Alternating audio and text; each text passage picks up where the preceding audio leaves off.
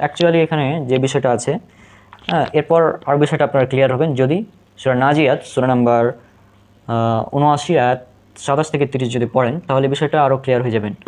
এখানে কি বলা হচ্ছে দেখুন, সূরা নাজিয়াতের ২৭ নম্বর আয়াতে বলা হচ্ছে, তোমাদেরকে সৃষ্টি করা অধিক কঠিন না আসমান সৃষ্টি? তিনি তা বানিয়েছেন, তিনি এর ছাদকে উচ্চ করেছেন এবং তাকে সুসম্পন্ন করেছেন। এরপর তিনি জমিনকে বিস্তীর্ণ করেছেন। নাজিয়াতের আয়াত থেকে আমরা কি বুঝলাম, যে এখানে আবার বলা হচ্ছে যে আসমানকে আল্লাহ সুবহানাহু ওয়া তাআলা সৃষ্টি করেছেন, তিনি একে সুবিন্যস্ত করেছেন, তারপর তিনি পৃথিবীকে বিস্তীর্ণ করেছেন।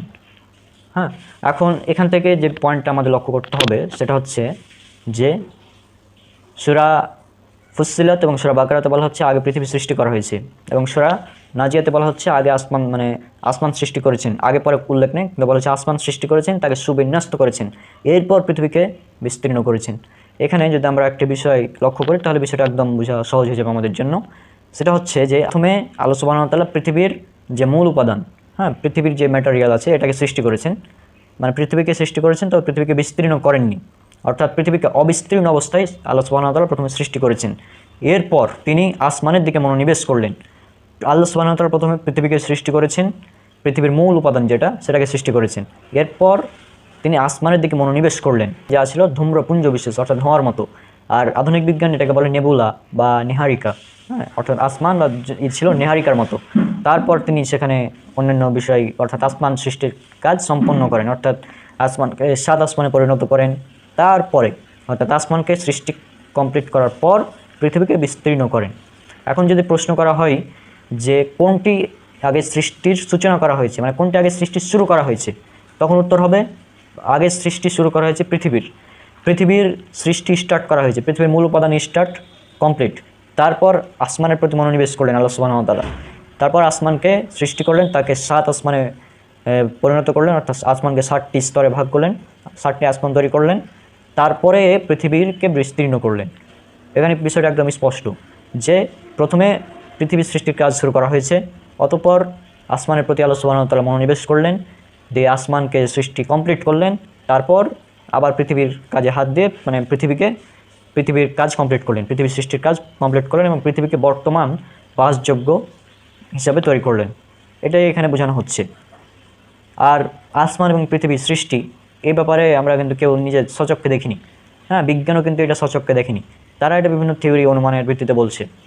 আর আল্লাহ সুবহানাহু ওয়া তাআলা সূরা কাহাফ ১৮ নম্বর সূরা ৫১ নম্বর আয়াতে বলছেন, আমি তাদেরকে আসমানসমূহ ও পৃথিবীর সৃষ্টির সাক্ষী করিনি, আর না তাদের নিজেদের সৃষ্টির, আর আমি পথভ্রষ্টকারীদেরকে সহায়তাকারী হিসেবে গ্রহণ করিনি।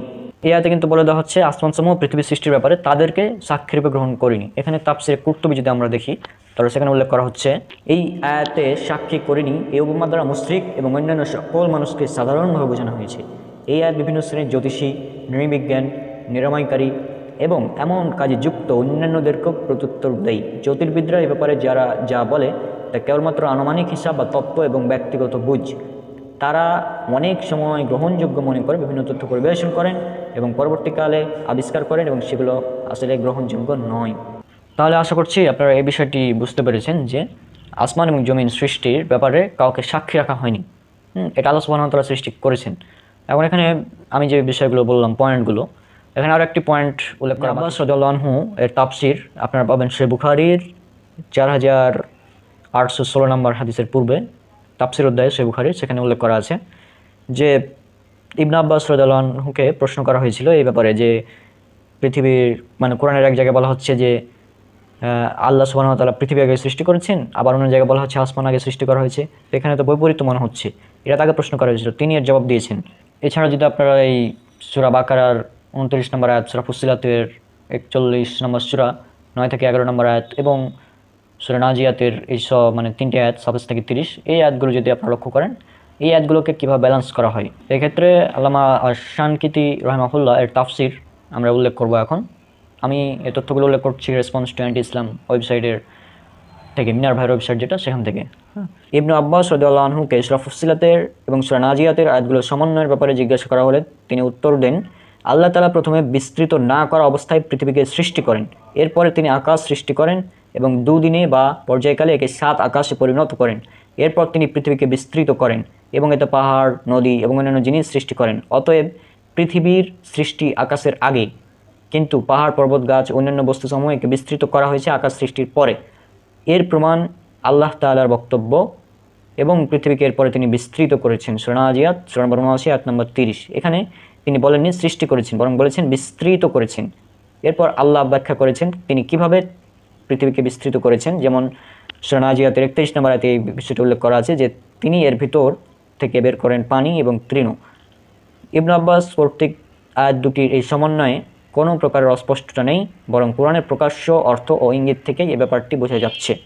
তাহলে আমি যে কথাটা বললাম, সেক্ষেত্রে আপনারা এই বিষয়টা আশা করছি বুঝতে পেরেছেন। একদম ইবনে আব্বাস রাদিয়াল্লাহু আনহুর যে তাফসির, সেখান থেকে আমরা যদি খেয়াল করি এই বিষয়টা একদম ক্লিয়ার হয়ে যায়।